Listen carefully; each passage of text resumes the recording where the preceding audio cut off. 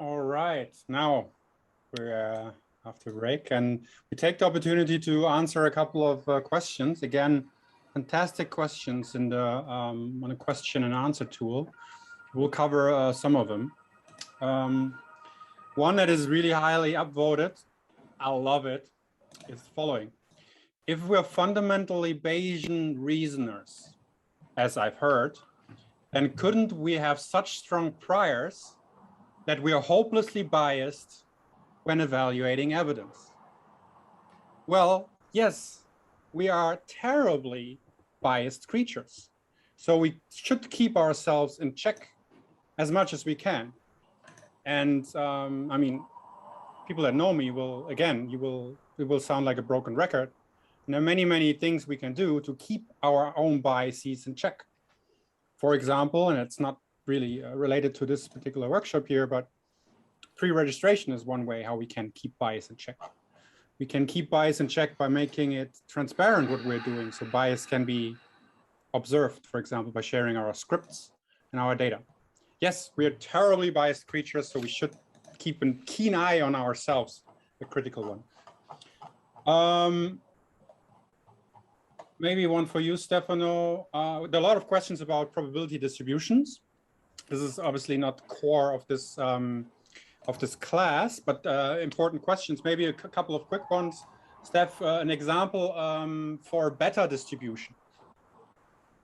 That's the typical flip of the coin, actually. Sorry if I didn't mention. So when you have a yes-no event, for example, if you're asking speakers to recognize whether that is a real word or a nonce word, for example, those answers will be distributed basically according to the beta distribution. Unfortunately, we're not going to be able to go into details with this, like other types of distributions, because the workshop should have been 3 weeks instead of 3 days. But we are hoping that we're going to give you the tools to be able to move basically from a normal distribution to the other distributions. And if you think that you're going to be fitting models with data that are like yes, no, 0, 1, then I think the third day next week is like a perfect opportunity for you to talk to us one-to-one, and we can help you out with that. And the other thing I wanted to say is, and of course, we're going to be available later on as well if you need some pointers, and we'll update the materials website with some examples of other probability distributions as well. Yeah, great. Another question, maybe a dumb question, not a dumb question, really good one. In Bayesian inference, are the hypotheses we update about outcomes, it will rain, or parameters, probability of rain, standard deviation? Yeah, so in fact, it's the second that we're going to see it in a bit. So in the case of an event, like is it going to rain or not, that's 1 or 0. But of course, you can have a 70% probability that it's going to rain, right? And what you're estimating is that particular probability. So it's anything between 0 and 1. With more complex, I like to call them more complex, but I mean, everything is, but something like, for example, F0 or vowel duration or degree of nasality, for example. In that case, you're actually estimating the parameters of the distribution that produce those values. And this is actually the topic of this session that is coming up now. Maybe one last one. Yeah. A juicy one. Updating the priors, do we run the risk of overfitting ever? So we're going to see different types of priors tomorrow. And there are ways actually of preventing overfitting. But this is one of the questions that always comes up. Like if my priors, if my prior belief is particularly strong, then I'm going to bias the results. Again, there are ways of not doing that. And sometimes it's better to slightly overfit than instead basically telling the model what the results should be. But we're going to see this just in a second, so you will understand this better in a few minutes. But what else? Again, I wanted to say I'm losing all of my thoughts. It will come back, sorry. But hopefully with this session, you're going to understand my answer more clearly. Yeah, thanks. Covered a lot of ground. You can go ahead. Yeah. Can I add one thing real quick before you get started, Steph? Yeah. People were asking about different types of models and stuff like that. I just wanted to mention that tomorrow, towards the end, we will be showing examples of different types of models, because obviously we can't cover everything. And it will give you links to code and everything so that you can check out where people are actually using these in the wild. So you will have access to that. Yeah, and before we start, then I'm also going to tell you that this session will have live coding, and in fact, it's going to be a small part of live coding. So I actually don't recommend trying to run the code that I'm going to show you on the screen, because afterwards, instead, you're going to be doing the first exercise, where we're going to give you 20-25 minutes to go through a exercise sheet, and I'll show you how to bring that up. So for this live coding session, perhaps it's better if you just look at what I'm typing in the console, and I will explain each bit. So rather than trying and running the code yourself, I think it's probably easier if you just have a look and listen to the explanation. Right. So hopefully we all had some good rest. And we can move on onto the next topic, which is memory loss. So why memory loss? Frequentist statistics suffers from what we can call memory loss. In this sense, results of past studies are forgotten. And yes, we're still recording. So we're this time we should be fine with that. So as I was saying, past results are sort of forgotten. And why is this the case? And the meme that you see here is that Dave, who's a goldfish, is meeting some new friends, and he introduces himself saying, my name is Dave, and everybody answers, hello, Dave. But by that time, Dave has already forgotten who he is and what name he has. And probably you might have heard before this idea that goldfish have a memory span of 3 seconds. And after 3 seconds, basically, the memory is completely reset.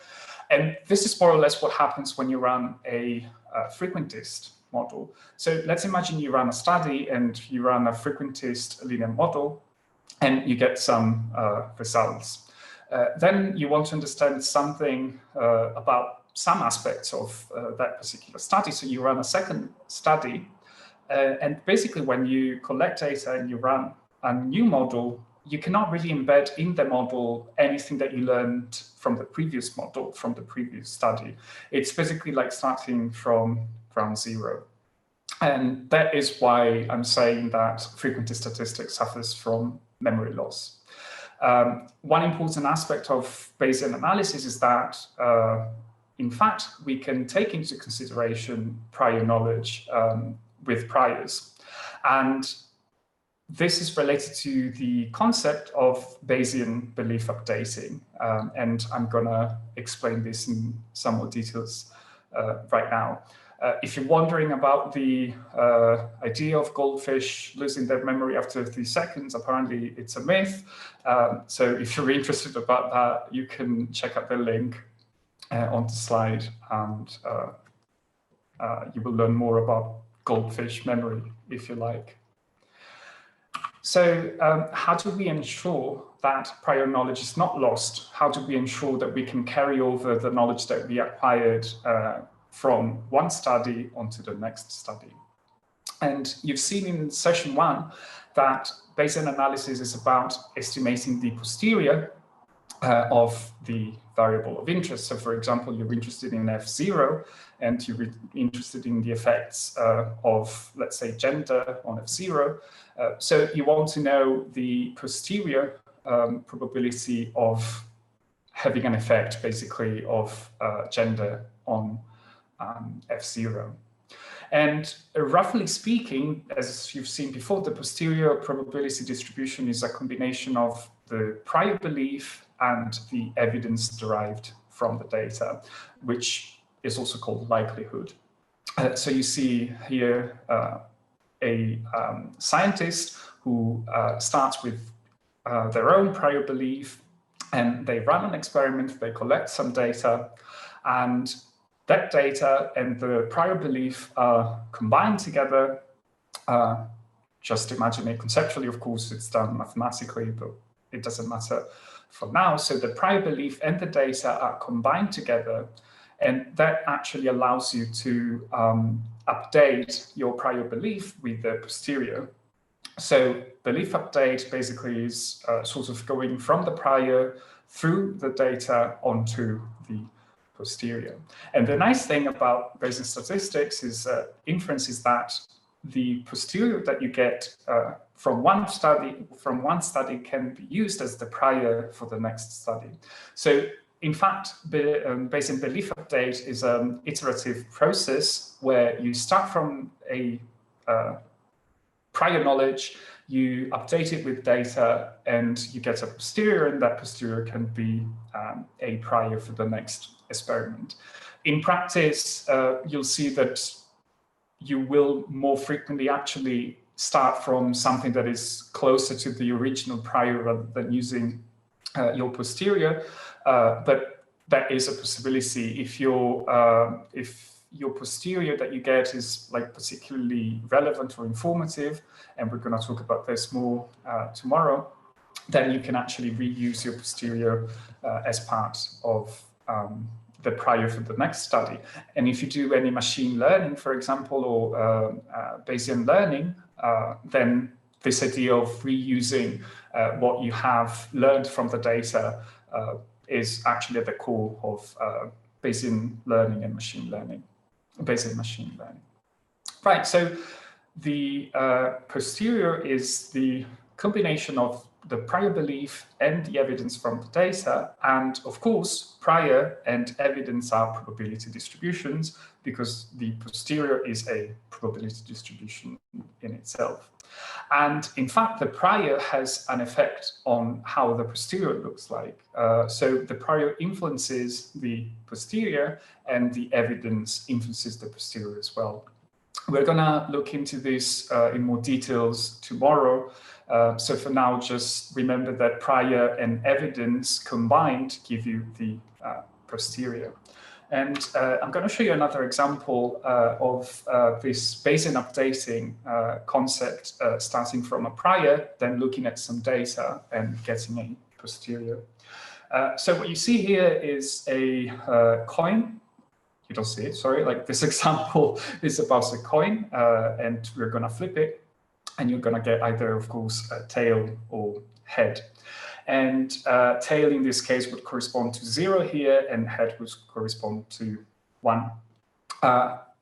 This red vertical line that you see here is basically the data, the evidence. And in this case, it's telling you that this particular coin is a fair coin. So you have 50% probability of getting tail and 50% probability of getting head. But let's actually make it unfair, and let's change the probability of getting head closer to 80%. So this would mean that we should be getting more heads than tails because this coin is unfair. And now we can set our prior belief. So I told you that the coin is unfair and it's going to give us more heads rather than tails. But let's actually assume that we believe the opposite, that it's going to give us more tails than heads. And in that way, we can set our prior belief as a probability distribution. And here you go. This is the beta distribution that we were looking at before, bounded between 0 and 1. And in this case, what this particular shape is telling us is that there's greater probability. You see that the probability here is higher than, for example, on the right-hand side. The probability of getting a tail is greater than the probability of getting heads. And now I'm going to flip the coin once, and we're going to see what happens to the prior. So what you see here in red is our prior belief of getting more tails than heads. And I'm going to flip the coin once. And what happened is that the prior has been updated because we got one head here, and this is the posterior now. So now the posterior has been updated and it has moved towards the, let's call it the real value, which is 80% probability of getting head. And if I flip the coin again, you see that it moves this time away from the real value because we got tail. And now I'm going to flip it 10 times in a row. And what you see is that the posterior has moved closer to the real value. And I can flip it again and again, and this will move closer and closer to the real value. And as you can see, also the width of the posterior distribution gets smaller and smaller, like it gets thinner and thinner. And the idea is that in the long run, we are accumulating the knowledge that we got from the previous 10 flips of the coin, and we can use that prior knowledge to update our prior with new evidence. And in the long run, we should converge, as you can see, slowly but surely, we should converge to onto the real value. So the idea of Bayesian belief update is that of accumulating knowledge over time. So it's not about one study, it's not about one result, but it's about accumulating many results and many studies on a particular topic, and slowly, by building up on the knowledge that you are accumulating, eventually, ideally, we should get onto the real value, in that case, the real estimate, for example, of a particular effect that you're looking at. Right, so let's move on to articulation rate, which is the variable that we've seen at the beginning of today. And let's assume that we don't know much about articulation rate. And what we know is that articulation rate is distributed according to a normal distribution with a mean and a standard deviation. And just remember that the tilde is just means distributed according to. So you can just read this articulation rate, it is distributed according to a normal distribution. And as we've seen before, the normal distribution has two parameters, the mean, mu, and the standard deviation, sigma. And what we want to do, in fact, is to estimate these two parameters from the data. So we do have some idea of what the mean articulation rate could be, but we're not certain about it. And when you're not certain about something, you make a list of values and you assign probability to them, which is a probability distribution. So we can say that the mean of this normal distribution is distributed according to another normal distribution with its own mean and standard deviation. So this is important. This mu1 is not the same as, of course, mu. So mu1 is the mean of this normal distribution, and sigma1 is the mean of this normal distribution. So basically, you see here that we're like slowly moving away from the distribution that we believe articulation rate comes from onto distributions of the parameters of those distributions. And in this case, you don't really have to remember this, but these parameters are called hyperparameters because are basically parameters on parameters, right? And in fact, what we're trying to do is to estimate these two parameters. And in this case, the mean, we are assuming that it comes from a normal distribution, and we need to set the mu1, the mean of this normal distribution, and the standard deviation. And this normal distribution is the prior probability distribution, or simply prior, of the mean. So priors are probability distributions, and you have to set them when you run a Bayesian inference model. And to set them, you set the parameters of those probability distributions. If it's not very clear now, don't worry, we're going to go into more details in a second, and we'll see more about priors in general tomorrow. But for now, it's sufficient to remember that a conservative approach when choosing the mean of the distribution of the mean is to set it to 0. And this is what we want to do. We want to use a conservative approach. So basically, for most intent and purposes, you can go safely by setting the mean of this prior, the prior for the original mean, to 0. What about sigma? In fact, sigma 1 is the value that is critical, is the value that we really have to think about when setting priors. And now I'm going to show you basically a few, let's say, tricks that you can use to set that particular value. Before we go on, just remember then that we assume that that articulation rate comes from a normal distribution, and we have some ideas of what that mean could be, and we think that it is distributed according to another normal distribution with mean 0, and now we have to set sigma 1. So when we think about standard deviations, the so-called empirical rule comes in handy, and as a general rule, if you take the mean and you add twice the standard deviation, or you subtract twice the standard deviation, that will cover 95% of the probability distribution, right? And this number is just one of these three numbers, 68%, 95%, and 99.7%, which we can think of 100%. And these numbers are the numbers of the empirical rule, and they look random, but they're not. So 68% of the probability is contained, we can say, between -1 standard deviations from the mean and one standard deviations from the mean. So for example, if your mean is 0 and your standard deviation is 10, think about it could be anything, then the range between -10 and +10 covers 68% of that probability distribution. And instead, if we do -3 standard deviations to +3 standard deviations, that basically covers the entire distribution.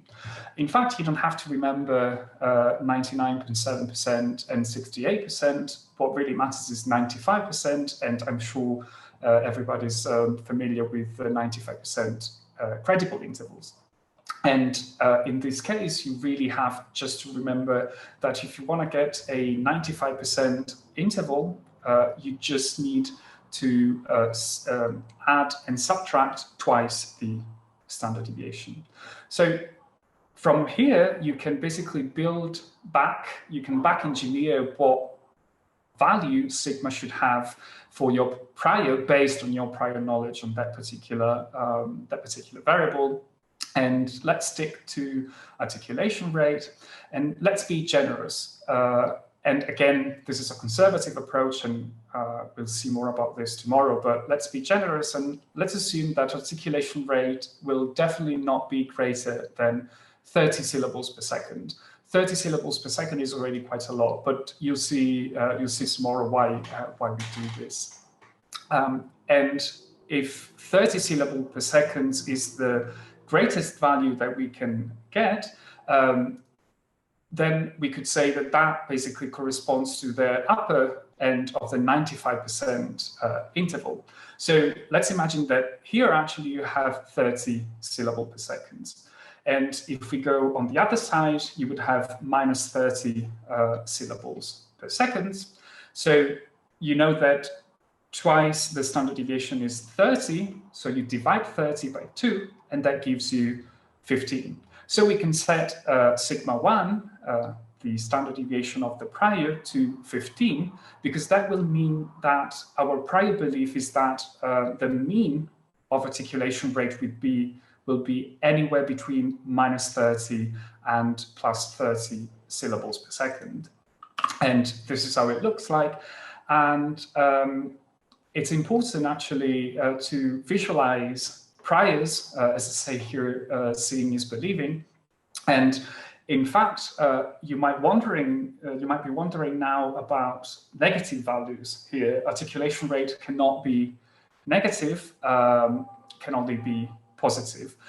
I will tell you more about this tomorrow and how to fix it for pedagogical reasons. Now we're going to stick to this. So basically, never mind about the negative values here. Let's focus on the positive values. But you will see that this idea of imagining the greatest possible value that a particular variable can take and dividing that by 2 gives you the standard deviation of the prior for the mean, right? So what you have to remember is literally just, I will have to think about the greatest possible value that makes sense to me, and I divide it by 2, and that's going to be the standard deviation. So now I'm basically going to show you, based on the articulation rate, a model that you've done before, I'm going to show you how to know which priors you can set for a particular model through live coding. As I was saying before, I think it's easier if you just follow what I do here, and then you will be able to do that with instructions during the exercise time. Sorry. Yeah, absolutely. Yeah, no. I think we're slightly delayed. Yeah, we have some really good questions. Let me switch on my phone. So to what extent does the sensible prior recommendation of starting with a mean of 0 assume that the value for articulation rate are z-scored? So this will come back tomorrow. Basically, with articulation rate, eventually you won't be using, let me rephrase this. I said, like that we are assuming that articulation rate comes from a normal distribution, but it doesn't, because a normal distribution can have values that are negative and positive. So in fact, what we'll see tomorrow, this is actually a very good question, we're going to use a different distribution that has only positive values. So that's why it looks weird now. It's because, in fact, we assumed wrong. Articulation rate is not distributed according to a normal distribution, but it is distributed according to a log normal distribution, and we'll see that tomorrow. So every time you need to run a model, you really have to think about the nature of the variable that you're looking at. And I'm going to say, unfortunately, with ELME and with frequency statistics, basically we tend to just fit Gaussian models, meaning that we are assuming that the values come from a normal distribution, a Gaussian distribution, or logistic regressions, assuming that values can be 0 and 1.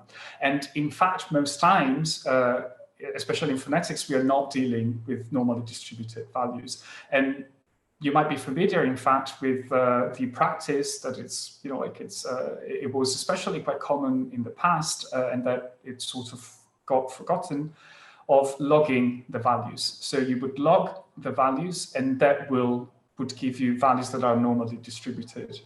That's why we're going to use the log normal distribution, which is actually a better approach instead of logging the values, but to use like the, somebody's saying now, so log transforming, did we get it right? Yes, but we'll see that it's actually better to fit the model using, in this case, a log normal distribution as the outcome variable, as the distribution of the outcome variable, rather than logging the values themselves. Sorry, that was a long answer, but hopefully it clears up a few things. Yeah, touched on a lot of things. Here's another classic. Right, so.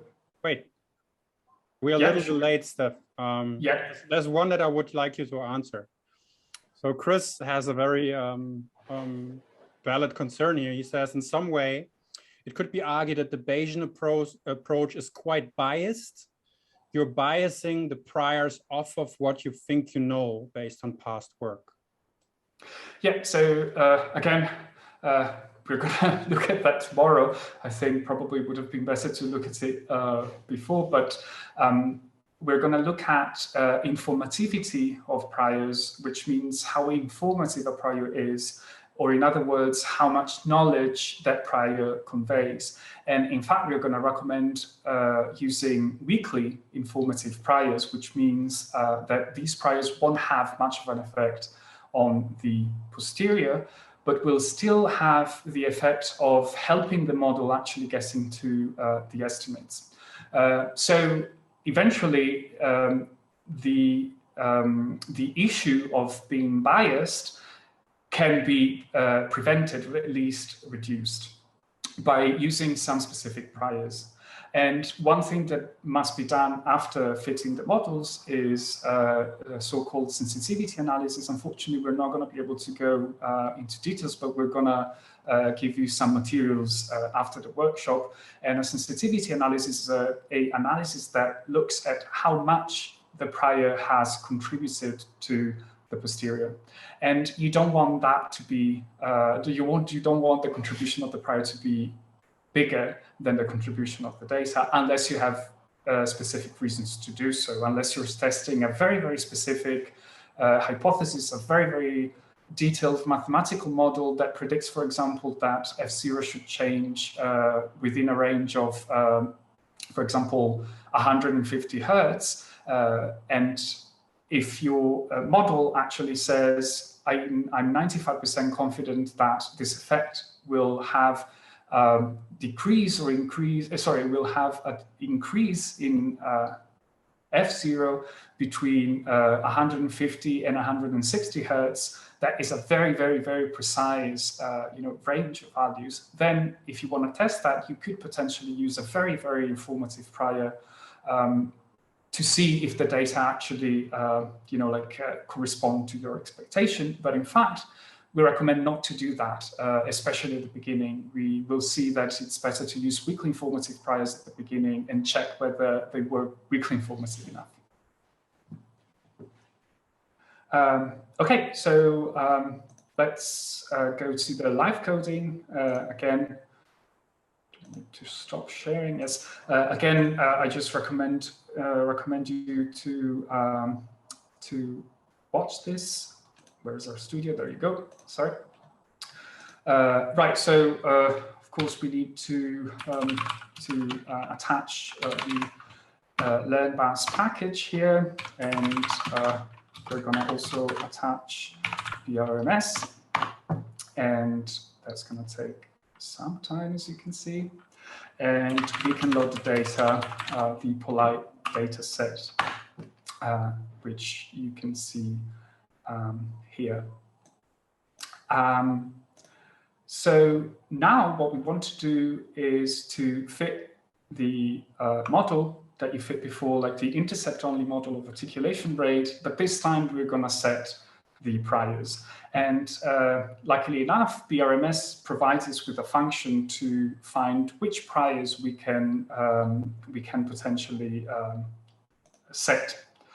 And that function is get prior, so quite easy to remember. And get prior takes at least two arguments. One is the formula of the model that you're going to be fitting, and the other argument is the data. So in order to know which priors you can set, the function has to know what model you're going to be fitting and on which data you're going to be fitting that model. So let's start with defining the function articulation rate. And this is an intercept-only model. So we put 1, which just means just give me the intercept of articulation rate, which corresponds basically to calculating the mean of the articulation rate. And here we specify the data, and in this case, it's just the polite data. So if I didn't make any typos, I didn't. What you see here is the output of the get prior function. And now I'm going to explain to you what these columns actually mean. So the first column gives you the default priors. So in fact, PRMS sets default priors, but as the author of the package strongly recommends, these priors are just set basically for debugging, and they shouldn't be used for inference. So the idea is that you shouldn't be using these default priors when fitting models, but you should define your own priors. And in this case, the priors are set to a student T distribution. We haven't looked at that, but that's a continuous probability distribution.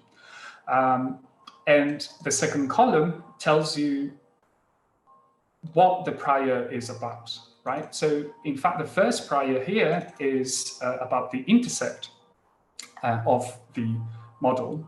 And the intercept is the mean. So basically, this prior is the prior of the mean. Remember that we were talking about that before, just a few minutes before. This is, in fact, the prior that we have to set if we want to set the prior of the mean distribution. Then for now, you can basically forget about the other columns. We're gonna be looking at least coef, which stands for coefficient, tomorrow. But for now, just focus on prior and class. And in fact, for now, you will only have to look at class because we will need to set the prior for the intercept and sigma, which is the standard deviation. So with get prior, you get a list of priors that you can you have to set basically. And now we're lucky it's only 2, but you'll see that with more complicated models, you can go up to 40 priors that you have to set. And that's interesting because within Bayesian inference, you need to think about these priors and you need to set them, while within frequency statistics, it's basically the model chooses for you and you don't really have power over that. So when you run a frequentist model, you're actually embedding in the results a lot of assumptions that might not be actually accurate. They might not reflect the reality. But never mind that for now. Now we know which priors we can get. We should set, sorry. And so how do we set priors? Well, in fact, it's quite easy. It's called prior. The function is called prior, and it takes at least 2 arguments as well. One is the probability distribution of the prior, and the other one is the class. So the syntax of the probability distribution that you have to include as the prior is a bit strange for our users because it's the syntax that Stan uses, the statistical software that actually runs the model. But it's basically close to the formulas that we've seen before. And if you remember, we wanted to set the mean to a normal distribution, and that is what it would look like. And you have to specify the mean, which is 0, and the standard deviation. I'm going to put 15 now as the standard deviation, but because that's what we discussed before. Remember, like we say that there's a top, that the maximum possible value is 30 syllables per second. You divide that by 2, it gives you 15. So you set the prior for the mean as a normal distribution with mean 0 and standard deviation 15. And then we have to specify the class, which is intercept in this case. As you can see with this function, you can think of it as a tidyverse style selection of arguments. So you don't have to put things between quotes, right? So you can just directly include the class and the distribution without quoting it. And if I press enter, I didn't make mistakes, this is what you see. The intercept is distributed according to a normal distribution with mean 0 and standard deviation 15. And if you replace intercept with mu, with the mean, that's exactly the formula that we had before. So this is to set one prior, but generally we always have to set more than one. So what we do is actually we can create a variable, in this case, sorry, let me call it priors, and we concatenate with C several calls to prior, and we can set both the prior of the intercept and the prior of sigma. And let me just copy paste this so I'm quicker. And then, since we need to set a second prior, you basically just write prior again.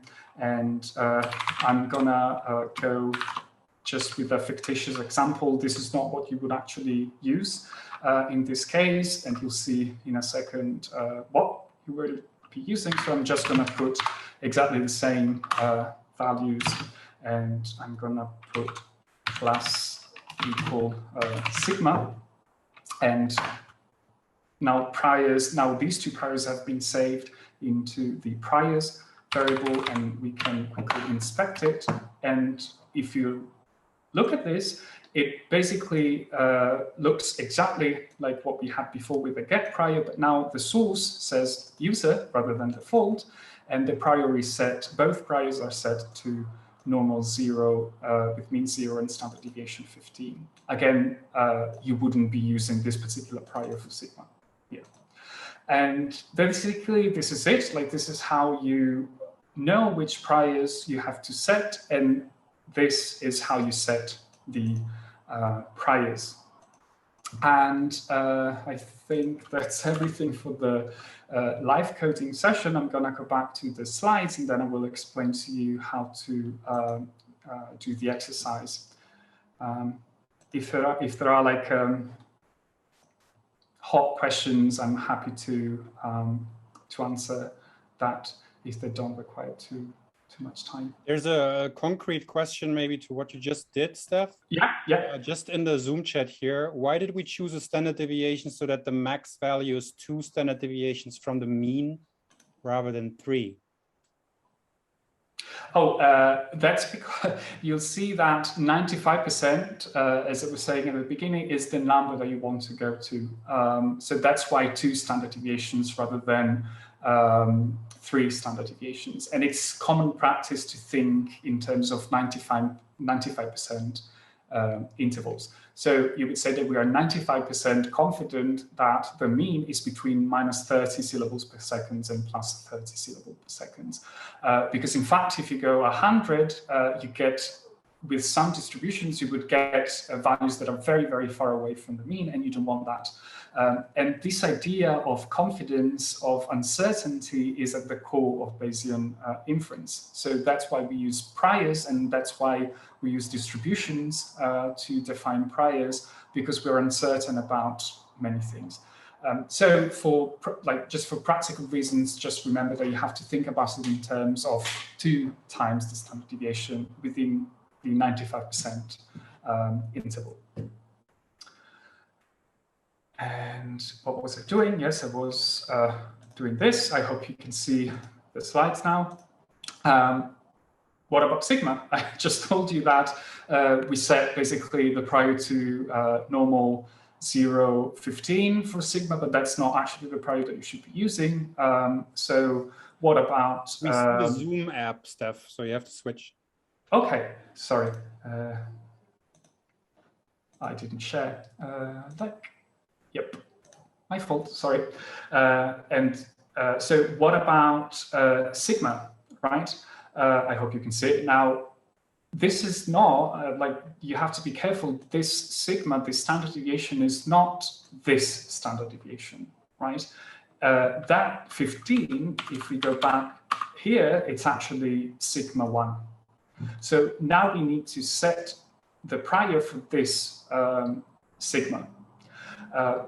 So again, this is the prior for the mean, mu, and now we have to set the prior for sigma. That's what the get prior function told us. So what about sigma? What should you put as the prior for sigma? Well, in fact, you're going to find out in the exercise, so that's going to require some thinking. And now I'm going to show you how to open the exercise, and how to run the exercise from our studio. And we're going to take about 15-20 minutes for you to go through the exercise. And while you do that, feel free to ask questions on Slack and on Slido, and we'll try to answer those. So to get yourself ready, let me share this again. So you just open our studio, and you need to, did I share? Of course not, sorry. Okay, allow. Hopefully now you see your studio, and perhaps you have already attached the package, but make sure that you attach the package. And then you can just use the open exercise function, and you put 03, this is session 3, and this is the exercise of this session 3. And you just press enter, and if everything is fine, it should open up a R Markdown file. Let me show you this, which is also saved in the working directory that you have set in this particular R session. And what you can do, if you're not familiar with R Markdown files, probably most of you will be, a R Markdown file is just a file that combines text and code, and you can see the code within these chunks. They're called code chunks, and you know that they're chunks because they have these buttons. And if you click on the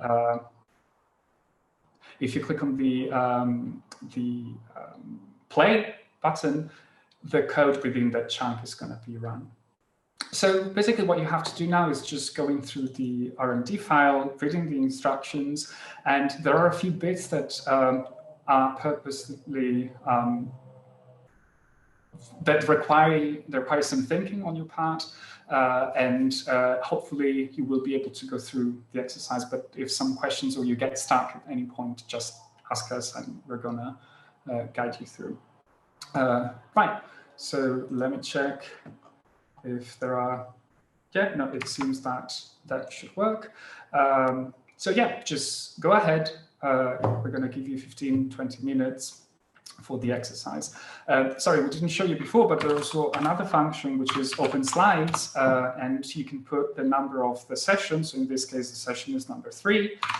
So you can actually open the slides from our studio onto your browser with this function. You're not going to be able to see it now because I'm just showing our studio, but that has opened the slides for this session in the browser. So from now on, you can actually use that function if you want to have the slides at hand. Okay, so right, I guess we're gonna talk in 15-20 minutes.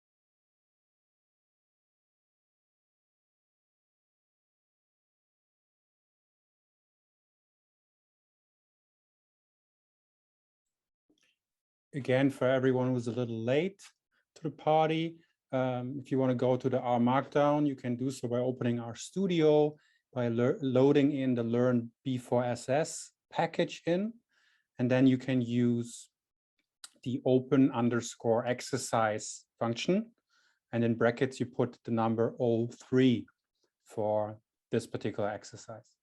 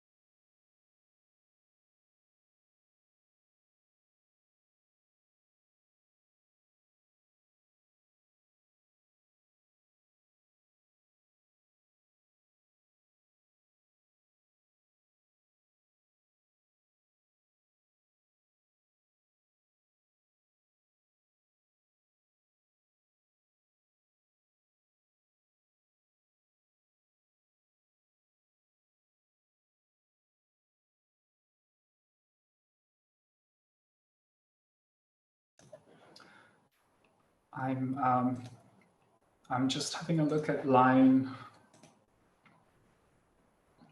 107. That might be a typo. No, sorry. So if you're at line 107, that is basically just a code snippet. It's not supposed to be run. So it just shows you how you will be setting priors.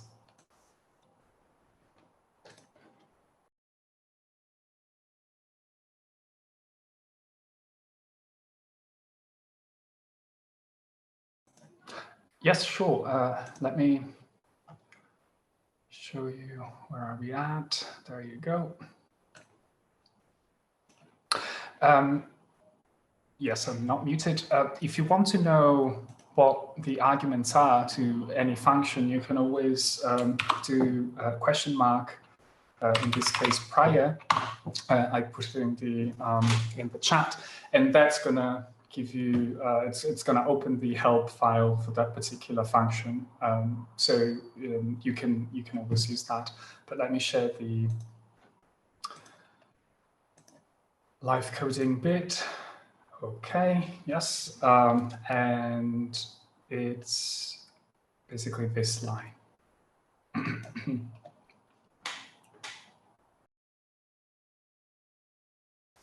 Perhaps, shall we do some questions?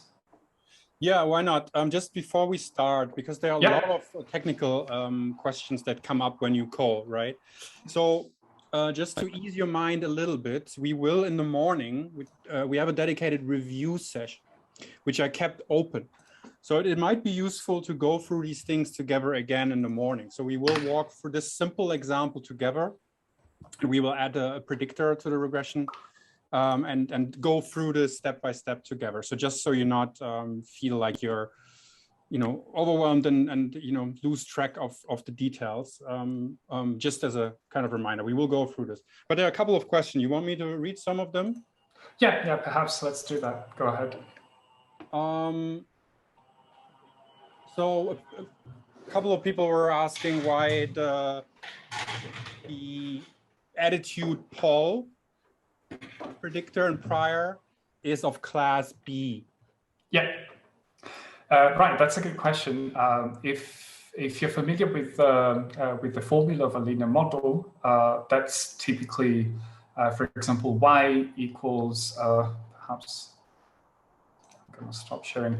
Y equals a, which is the intercept, plus b times x plus the error term. And that's where the b comes from. So b basically just stands for the slope term. And when you're estimating effects, for example, of a factor like attitude, you're actually estimating the slope of that particular term, which in formulas is usually represented with a b. So class B literally will be, sorry for the b, but class B is going to be any predictor that you add into the formula. So for example, if you have attitude and gender and I don't know how many times a person says, each of those will be of class B.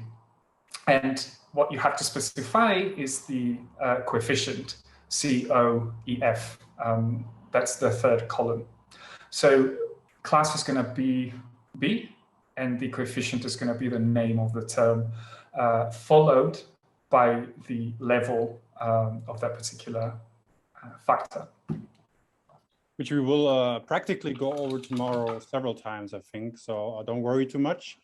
Can you explain, though, what the prior of sigma is doing? Is this the prior over sigma for the residuals, which are assumed to be normally distributed with mu equals 0? Right, so sigma is the standard deviation of the normal distribution from which articulation rate comes from. So that is telling you how wide the distribution of articulation rate is. And the higher the standard deviation, the greater uncertainty basically you have about the mean about the values of the articulation rate variable in this case. So the sigma, what it's doing is basically telling you the dispersion of the data around the mean. And for example, now I don't remember what number you probably got, but if the standard deviation is something like 2, it means that whatever is the mean that you got, whatever is the intercept that you get when running the model, you need to add plus minus twice that number, and that's going to give you the 95% interval of the probability distribution. You're going to see tomorrow more about these intervals because they're fundamental for making inference. So for now, just remember that you're trying to basically construct a distribution. Maybe one last thing, and that's also very specific here, I think, and useful to know. So there are 3 priors: intercept, attitude for the polite level, and sigma. But when I run get priors, I get a 4 back. What's the deal with the unnamed prior for B? Right, that's also a good question. So when you get flat, we're going to see that tomorrow. A flat prior is basically a prior where anything is equally probable, meaning basically you have no idea what that particular prior, you have no idea what that particular parameter should be like. And those are called uniform priors or flat priors, because if you plot them, they just look like a straight line, meaning that each and every value has the same probability. We're going to look into this later, but basically when you see a B prior without a coefficient, that is basically a general prior for everything that has class B. In this case, you only have attitude, But if you had multiple parameters, for example, attitude, gender, and whatever, you can actually just specify class equal B without specifying the coefficient, and that particular distribution is going to be used across all of the parameters that are of class B. And that's up to you. Sometimes you will have to use different priors for different coefficients, right? Even if the class is the same. Yeah, great. I think we should take a little break. Yeah. Yes, sorry, just very quickly, somebody has talked about interactions in the chat. Yes, we wanted to start simple with the model formula, but complex with everything else. But you'll see tomorrow like what happens actually when you start like including interactions and everything.